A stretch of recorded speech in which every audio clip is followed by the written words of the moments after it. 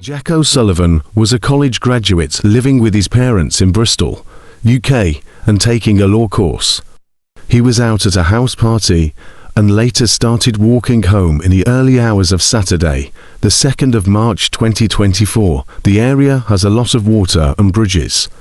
He was supposed to take a cab home, but for some reason kept walking around the area. The last CCTV confirmed sighting was around 3:13 a.m. Brunel Lockway. However, his parents later acquired the CCTV footage that police had viewed and identified him at more places. They filed a complaint against the police. His mother woke up around 5 a.m. and realized he was not home, tried calling, but no answer. His phone last pinged and was active until 6:44 a.m. at a residential area substation on Granby Hill. At around 4:39 a.m., Jack's phone had a data spike, the equivalent data use for a 9-minute video. The location and activity data has been obtained from Find My Friends app and the phone provider. There were over 400 vehicles passing through the area during that time that Jack was walking, and we urge any cars, lorries, vans, taxis or buses that might have dashcam footage to come forward. We also urge residents local to the area in which Jack was last seen to check household security cameras and doorbells for footage of Jack passing by. The mother of missing Jack O'Sullivan has recalled the vivid final moments she spent with her son before he disappeared more than 7 months ago.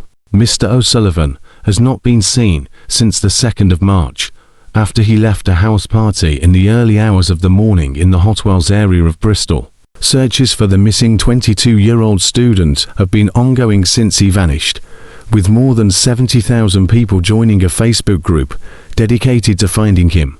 In an interview with Mrs. O'Sullivan recalled the last time she saw her son, as he gave her a lift to meet friends. He was full of laughter, full of banter, gave me a kiss, she said. That moment is fixed in my mind, because he had a big smile on his face. Avon and Somerset police say the last confirmed sighting of Mr. O'Sullivan was at 3:38 p.m, walking down the Bennett Way slip road back in the direction of Bristol city centre. He wearing khaki green quilted barber jacket, a beige woolen jumper, navy chinos and brown shoes with a white sole. Deputy Inspector Chidgey from Avon and Somerset police said that police are sure that he was minded to make his way home, and he left the party. He added that Mr. O'Sullivan's family, who have filed an official complaint over the police handling of the case, had shown tremendous resilience. Catherine says she has been let down by Avon and Somerset police, leading to her hiring a private investigator and calling upon missing persons specialists in Northern Ireland and Scotland to help scour the near 5-mile route. He could have walked home along the busy A370, something detectives have failed to do. She told that police officers were finally searching an area around halfway back to their home earlier this week, after private specialist dogs had become agitated in an area of interest. Catherine claims she had to wait a week for Avon and Somerset to consider the reports before they agreed to follow up and carry out searches. After Jack left the party at 2:57 a.m, he walked south from the house along Christina Terrace and was caught on CCTV crossing the Junction Swing Bridge. This is only a short walk from the house, and Jack may have been walking towards a main road where he could more easily get a taxi. But while Catherine was forced to trawl through CCTV herself, she spotted a person, who she is adamant is her son, walking over Plimsoll Bridge at around 3:25 a.m, heading back in the direction of Bristol city centre.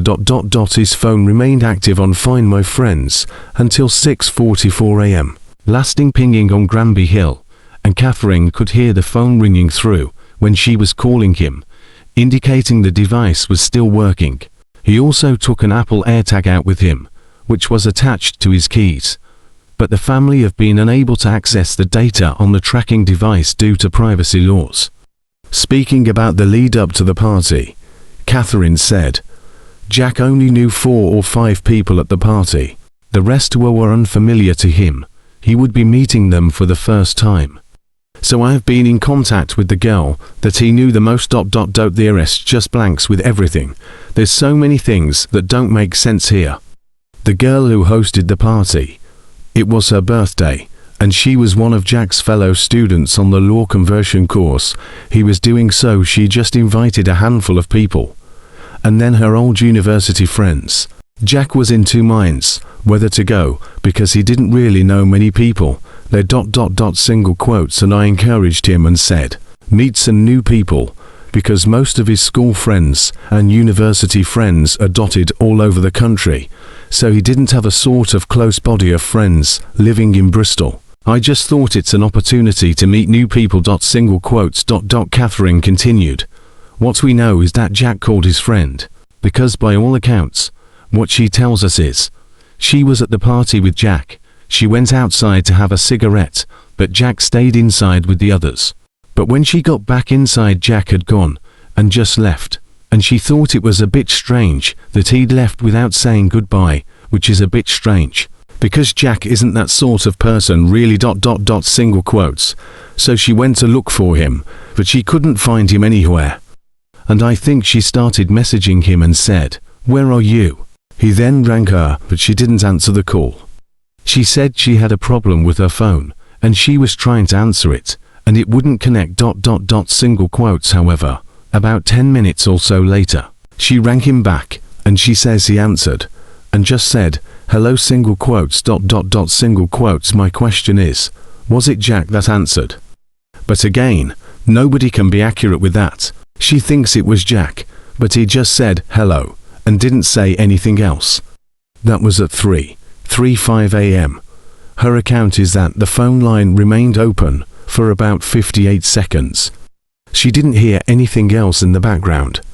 She said she didn't hear vehicles or anything going past or a sound of any other person. Single quotes. And then the line cut out. All the calls she made after that were not answered. When asked if she wanted to speak further to the fellow revelers, Catherine replied, "Well, not particularly, because I think that if I hadn't seen Jack leave, and I hadn't seen him walking, I would be more concerned.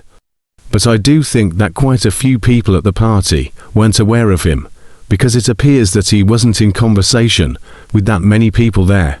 He kind of stayed within the group of people he knew, and I don't know, as they would have any more information. Single quotes. They might recall him being there. Somebody might come out and say, yeah, there was a huge fight and this happened, and that happened, but I would have expected that information to have been given to somebody along the way for consideration before now. So I don't think they are doing anything wrong, particularly. I mean, maybe they just don't want to get involved, or for them. It's not such a big deal. They're all budding lawyers. And maybe they just don't want the hassle. Single quotes. Jack single quotes. His mother has called on the support of two charities based in Northern Ireland and Scotland to help search the route that Jack would have tried to walk home, if this is what he tried to do. Catherine revealed, they've been here on 3 separate occasions, but the main occasion they came was over a 3-day period. They brought 5 dogs and 10 people and really scoured some of the areas that I've been questioning from the beginning of potential routes that Jack would have tried to walk home. My main concern, literally from the first day, was, could Jack have possibly tried to get home, tried to walk it? It's a 4-mile walk, but not insurmountable. It is something you could do. But part of it is really not safe, because there's a dual carriageway involved. And it's not very well lit at night. Single quotes. So we've asked repeatedly for the police to look at this area, but they refused. They said they had no reason to suggest that Jack had got that far based on his phone usage, Catherine said. Catherine has also revealed today how the family has instructed lawyers to apply for a court order to get Jack's phone data from mobile provider E. The police say they are unable to hand out the data without E's permission. But he say they can only give it out with the relevant authorities' permission. Catherine and her husband Alan previously told that they feel they have been badly let down by Avon and Somerset police, and even lodged a formal complaint. A spokesman for Avon and Somerset police said, We are aware that Jack was involved in a verbal altercation at a house party in Hotwells the night he went missing, and is reported to have fallen down the stairs. There is no evidence that Jack sustained a serious injury following this incident. Avon and Somerset police say that since Jack's disappearance, more than 20 different teams and departments have been involved in the investigation. They have been supported by other agencies and emergency services, such as the Fire and Ambulance Service, National Police Air Service, and RNLI. The force said it has received almost 100 calls from the public with possible sightings, and 8 media appeals have been issued. Assistant Chief Constable Joanne Hall said, "Our staff and officers remain committed to doing everything we can to find Jack, and we do not underestimate what a distressing time this has been, and continues to be, for his family." The mother of missing student Jack O'Sullivan says she is being contacted by mediums who claim to know where her son is. Catherine O'Sullivan, 52, says every day she receives information from people, including psychics, about where to look for the Bristol student. Unfortunately, this information has not taken us any further in our bid to locate Jack. Single quotes in August, we received a request from the Jack's family requesting a copy of the data. Unfortunately, due to the strict handling and retention requirements laid out in Home Office Communications Data Code of Practice, which applies to data obtained under Section 60A of the Investigatory Powers Act 2016, as well as GDPR and data protection, we have been unable to fulfill this request as the law does not allow us to share it. By disclosing this data to a third party, officers would be unable to comply with the requirements set out in law, including having no control over how it is stored, if it is shared beyond the agreed parameters, and if it is retained beyond the legally permitted time period. The information also holds private data belonging to other members of the public. Single quotes.